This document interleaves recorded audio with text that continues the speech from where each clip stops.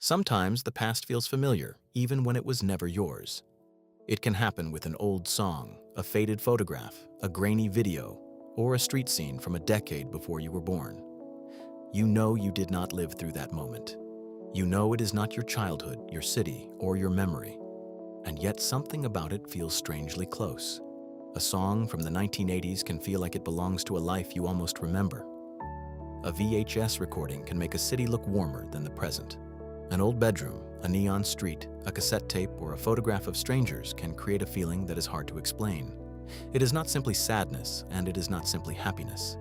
It is closer to longing, a quiet pull toward a world you can imagine, but never actually lived in.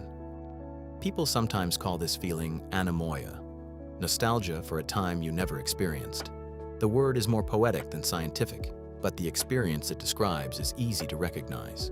A past you never had can still feel emotionally real. That is what makes this feeling so strange. Ordinary nostalgia is easier to understand. You miss something from your own life, a home, a person, a summer, a school, a song, or an earlier version of yourself. The memory belongs to you. But fake nostalgia works differently. You are not remembering your own past.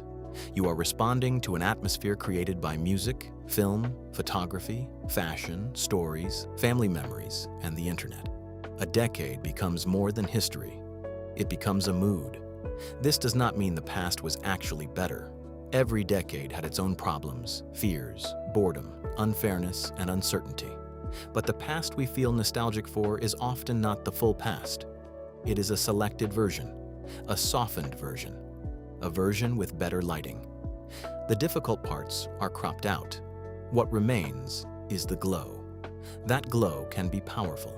It can make old technology feel warmer, old music feel more honest, and old places feel more human than the world around us now. But maybe we are not really longing for the decade itself. Maybe we are longing for what the image seems to promise: simplicity, belonging, slowness, safety, or a version of time that feels easier to understand. So the question is not only why we miss the past. The deeper question is this: how can the brain miss a time it never knew? Nostalgia is often described as a longing for the past, but psychologically, it is more than simply missing old days. When people feel nostalgic, they are usually not remembering the past in a neutral way. They are returning to something that feels emotionally meaningful: a person, a place, a song, a season, a home, or an earlier version of life. The memory may be small, but the feeling around it can be large. This is because nostalgia often mixes happiness and sadness at the same time. There is warmth because the memory feels valuable. There is sadness because the moment is gone. That mixture is part of what makes nostalgia so powerful. It does not only say, "I want to go back." It also says, "This mattered." Psychologists such as Konstantin Sedekaides and Tim Wildschut have studied nostalgia as more than sentimental thinking. Their research suggests that nostalgia can support social connection, meaning in life, optimism, and something called self-continuity. Self-continuity is the feeling that your life is not just a random collection of disconnected moments. It feels like a story. The person you were as a child, the person you became later, and the person you are now still feel connected by a thread. Nostalgia helps make that thread visible. That is why nostalgic memories often appear during uncertain periods. When the present feels chaotic, the mind may turn toward memories that feel stable. Not because those memories were perfect, but because they make life feel more coherent. They remind us that we have moved through other chapters before. This is also why nostalgia can feel comforting. It can soften loneliness by making us feel connected to people, places, and versions of ourselves that still matter emotionally. It can make the present feel less empty by placing it inside a longer personal story. But this creates a strange question. If nostalgia helps connect us to our own past, how can we feel nostalgic for a time we never lived? How can a person feel moved by the 1980s if they were born much later? How can an old photograph of strangers feel intimate? How can a song from another generation create the impression of a memory that does not actually belong to us? This is where nostalgia becomes more complicated. The mind does not only respond to direct experience, it also responds to stories, images, music, atmosphere, and emotion. inherited from other people and from culture. We may not remember a decade itself, but we can remember its symbols. The sound of old music, the colors of film photography, the shape of older technology, the idea of life before smartphones, the imagined warmth of a record store, a diner, a bedroom, or a summer evening in a city we never visited. These details may not be personal memories, but they can still create personal feelings. That is because nostalgia is not only about remembering facts, it is also about responding to atmosphere. An atmosphere can be borrowed. A movie can give us the feeling of a decade, a song can make us imagine a life around it, a photograph can suggest a world beyond the frame. Even when we know the image is incomplete, the mind can still enter it. So fake nostalgia is not simply fake. The memory may not be yours, but the emotional response is real. And once we understand that, the next question becomes clearer. What happens when nostalgia comes from someone else's past? A memory does not always begin with something we lived ourselves. Sometimes it begins with something we received from someone else. A parent's story, an old photograph, a movie set in another decade, a song that played before we were born, a family object kept in a drawer, a piece of clothing, a car, a room, or a street that seems to carry a life from another time.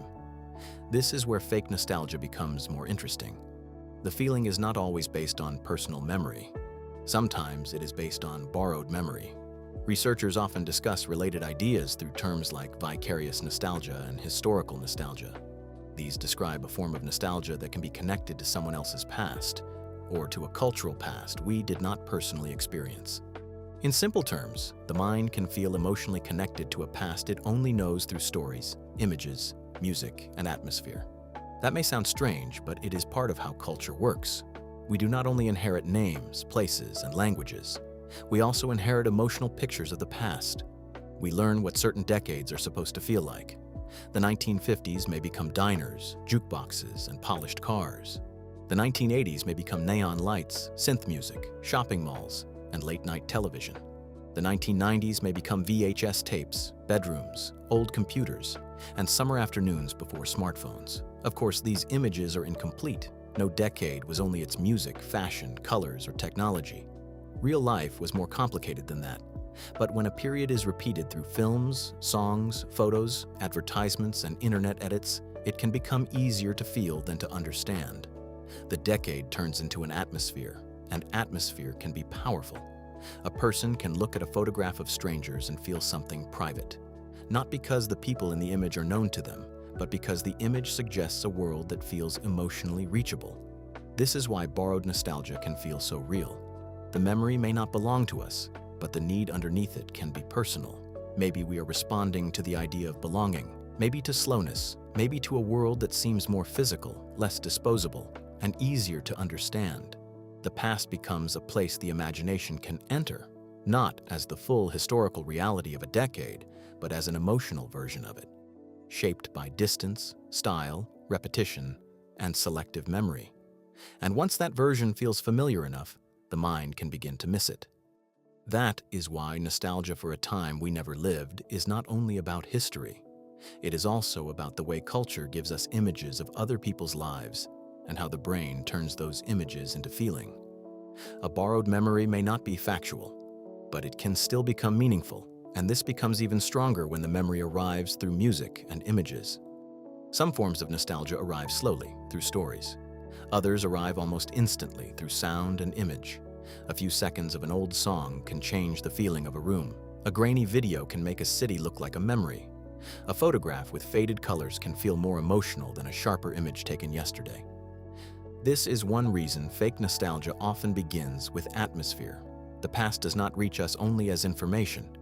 It reaches us through texture, the crackle of an old recording, the blur of VHS, the softness of film photography, the glow of neon signs, or the sound of a cassette being played. These details do not explain the past. They make the past feel close. Music is especially powerful because it moves through time. A photograph gives us a single moment, but a song unfolds. It carries rhythm, repetition, emotion, and expectation. It can make the mind feel as if it is entering a period, not just observing it from outside. This is why music from another generation can feel strangely intimate. You may not remember the decade that produced it, but your brain can still respond to the emotional shape of the sound. A synth line, a drum machine, a guitar tone, or the production style of an older recording can become a doorway into an imagined world. Researchers often discuss this through the idea of music-evoked nostalgia. Studies suggest that nostalgic music can support feelings of social connection, meaning, emotional warmth, and continuity between past and present self. That matters here because music does not only remind us of the past, it can also create a feeling of connection to a past that was never directly ours. Images can do something similar. Old photographs often feel emotional because they carry signs of time. Their colors are imperfect.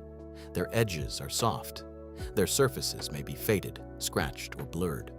Those imperfections tell the brain that the image has traveled from somewhere else. A modern image often feels immediate. An old image feels distant, and distance gives the imagination room to work. When we look at an old photograph, we do not only see what is inside the frame, we begin to imagine what is outside it, the voices in the room, the weather that day, the street beyond the corner, the lives that continued after the picture was taken. The less we know, the more the mind completes. This is also why analog media can feel emotional even to people who did not grow up with it. VHS, cassette tapes, vinyl records, film cameras, and old video games are not only technologies anymore. They have become symbols of a different relationship with time. A cassette tape or printed photograph is something physical. It can be held, damaged, lost, repaired, collected, and kept on a shelf. That physical presence changes the feeling of the memory around it. The past begins to seem slower, partly because its media feels less disposable. Of course, that picture is romanticized. Old technology was often inconvenient. Tapes broke, film was expensive, television was limited, photographs were easy to ruin. The past was not more magical simply because its images now look beautiful. But nostalgia does not respond only to practical reality. It responds to emotional clues, the warmth of color, the softness of sound, the physical shape of an object, the feeling that something has survived. This is why retro aesthetics work so quickly online. A short video with film grain, old city footage, and a slow synth track can make an entire decade feel like a lost world. It compresses time into mood, and once the past becomes a mood, the mind can begin to miss it, even if it never belonged to us. The internet changed nostalgia in a strange way. In the past, nostalgia often came from family photographs, old songs, personal memories, or stories passed down by people who had actually lived through a certain time. Now, the past can arrive as an aesthetic. A short video, a playlist, a photo edit, a color palette, a font, a filter, or a few seconds of old footage can turn an entire decade into a feeling. The internet takes fragments from different lives and different years, then places them together until they begin to look like a single lost world. This is why retro aesthetics spread so easily. Vaporwave, synthwave, old internet design, VHS edits, liminal spaces, analog horror, early computer graphics, abandoned malls, and 1990s bedroom imagery all work in a similar way. They do not show the full reality of the past. They show a mood built from pieces, and moods are easier to share than history. A real decade is complicated. It contains politics, money, work, boredom, conflict, ordinary routines, and many lives that did not feel nostalgic at the time. But an aesthetic can remove the complicated parts. It can keep the colors, the sounds, the objects, and the atmosphere.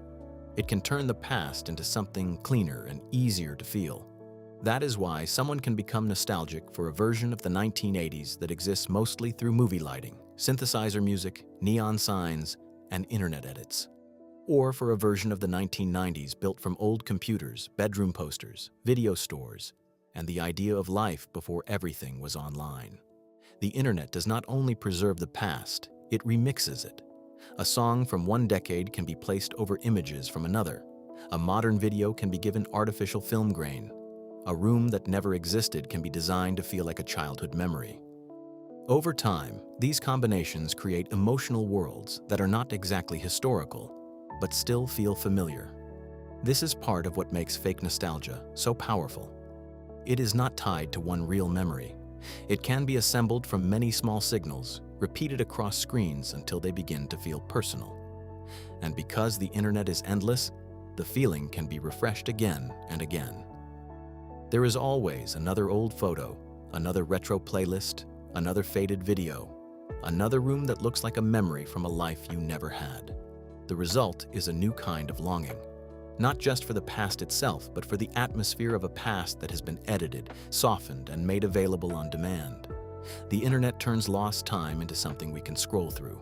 And the more we scroll, the more that lost time can begin to feel like something we almost remember. One reason we become nostalgic for the past is that the past already has an ending. The present is unfinished. It is full of uncertainty, decisions, noise, change, and pressure. We do not know exactly what today will become or what the next years will demand from us. The future is even less stable. It exists mostly as possibility, and possibility can be exciting, but it can also be exhausting. The past feels different. Even when it was difficult, we can look at it from a distance. We know which problems ended. We know which fears did not last forever. We know which moments became meaningful only later. That distance makes the past feel safer than it may have felt at the time. This is especially true when the present feels fast. Modern life produces an enormous amount of information. News changes constantly. Technology updates itself. Social media compresses thousands of lives into a single screen. Music, photos, conversations, work, entertainment, and memory all move through the same devices. In that environment, older eras can begin to look calmer. Not necessarily because they were calm, but because they appear less fragmented from where we stand now. A photograph from the 1970s does not show the anxiety of the person who took it. A song from the 1980s does not contain the full complexity of that decade. A video from the 1990s does not show every ordinary frustration of daily life. It shows a piece, and the piece can feel peaceful. This is why fake nostalgia often says more about the present than the past. When people feel drawn to a time they never lived, they may not be wishing for that exact decade. They may be wishing for what that decade seems to represent: slower communication, more physical objects, fewer screens, stronger communities, clearer identities, or a life that feels less interrupted. Whether that image is accurate is another question. Often, it is not. But emotional accuracy and historical accuracy are not the same thing. A person can know that the past was complicated and still feel comforted by its image. The mind is not always asking, was this time truly better? Sometimes it is asking, why does this version of time feel easier to hold? That is why nostalgia becomes stronger during moments of stress, loneliness, or cultural change. The image of the past can offer a kind of shelter when the present feels unstable. It gives uncertainty a shape, turns speed into stillness, and offers the mind a slower version of time, even if that version is partly imagined. Feeling nostalgia is not the problem. The problem begins when we mistake the glow for the whole story. Nostalgia can be comforting. It makes the past feel warm, meaningful, and close. It can bring back a sense of connection, identity, and slower time. But nostalgia also has a weakness. It edits what it remembers. When we look backward, we often remember the feeling of a period more easily than its full reality. The colors become warmer. The music becomes more meaningful. The streets seem quieter. The people seem more present. Even the problems can begin to look simpler because we already know how many of them ended. This is not only true for fake nostalgia. It happens with our own memories too. A childhood summer may feel perfect in memory, even if the real summer included boredom, arguments, heat, loneliness, or fear. An old friendship may seem simpler after time removes the awkward parts. A decade may look beautiful from a distance because we are no longer living through its uncertainty. Memory is not a camera. It is a reconstruction. The mind keeps some details, loses others, and often rebuilds the past around emotion. This is useful because it helps us create meaning from experience. But it also means that the past can become cleaner than it really was. With historical nostalgia, this effect becomes even stronger. If we did not live through a period, we have fewer real details to challenge the fantasy. We may see the clothes, music, cars, homes, and colors, but not the daily pressure, the unfairness, the illness, the social limits, the financial stress, or the ordinary discomfort of being alive at that time. The aesthetic survives more easily than the reality. That is why fake nostalgia can become misleading.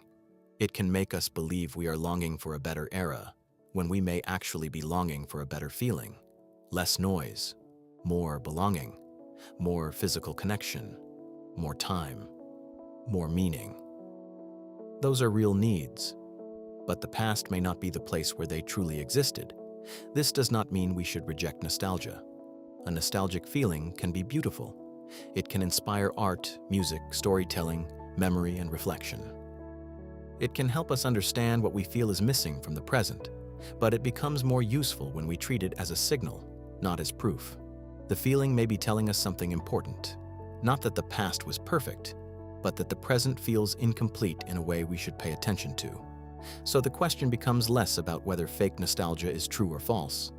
The better question is what it reveals about us. Fake nostalgia sounds like a contradiction. If we never lived through a time, how can we miss it? But by now, the answer is a little clearer. We are not always missing the actual decade. We are often responding to what that decade seems to represent.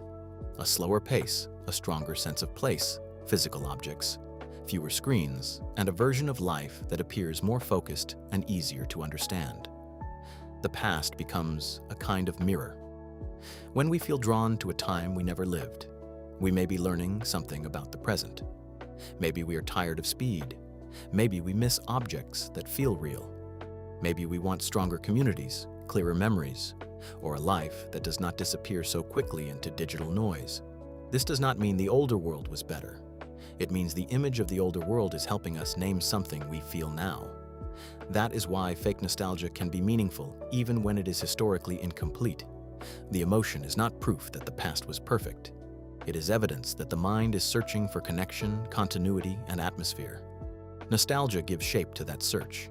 It turns a vague feeling into an image, a neon street, a cassette tape, a family photograph, a quiet diner, a bedroom from another decade, a song that sounds like it belongs to someone else's memory, but somehow reaches yours. These images may not tell the whole truth about history, but they can reveal something true about longing. The mind is always trying to place itself inside time. It wants a past behind it, a future ahead of it, and some kind of story connecting the two. When the present feels too fast or too fragmented, the imagination may borrow another era to make that story feel whole again. This is why nostalgia for times we never lived is not only about old things. It is about how we use old things to understand ourselves. A person who loves the sound of vinyl may not only love vinyl, they may love the idea of attention. A person drawn to VHS footage may not only miss analog video, they may miss a world where images felt less perfect and more human. Someone who feels nostalgic for a decade they never saw may not truly want that decade back. They may want a different relationship with time. That is the quiet truth behind fake nostalgia. It is not simply false memory. It is imagination, culture, emotion, and need working together. The brain takes fragments of the past and turns them into a place where something missing from the present can be felt more clearly. So when you feel nostalgic for a time you never lived, the feeling does not have to be dismissed, but it should be understood carefully. The image may be edited, the decade may be romanticized, and the memory may not come from your own life. Still, the longing can be real because it points towards something the present has made difficult to name. And maybe that is why these old songs, faded photographs, neon streets, and analog dreams continue to move us. They remind us that time is not only a sequence of dates, it is also something we interpret through memory, culture, imagination, and emotion. Sometimes we remember it, sometimes we inherit it from others, and sometimes we find ourselves missing a version of it that we never truly lived, but somehow still understand.